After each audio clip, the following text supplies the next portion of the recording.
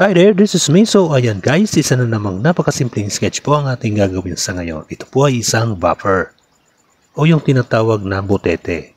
Ang buffer fish ay kilala sa kakayahan nitong palakihin ang sarili bilang depensa at ang malakas na laso nito, ang tetrodotoxin. Nangangailangan nito ng maluwag o well-filter at vegetated na aquarium, pati na rin ang live na pagkain upang masira ang mga ngipin nito.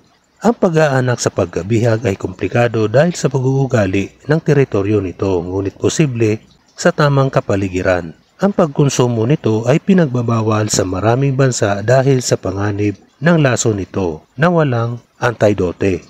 Ang buffer fish ay isang kaakit-akit na naninirahan sa aquatic world ay namumukod tangis sa kakaibang kakayahan, pumutok tulad ng isang lobo kapag nararamdaman itong nanganganib. Ang kakayahang ito kasama ang kapangyarihang kamandag nito ay ginagawa itong isa sa pinakakagiliw-giliw at sa parehong oras panganib na umiiral. So ayan guys, patapos ng ating pag-i-sketch, ako po'y nagpapasalamat sa inyo sa walang sawang panunood nyo sa aking mga simpleng sketches. So ayan guys, tapos na nga po. Maraming salamat. Bye bye. Thank you.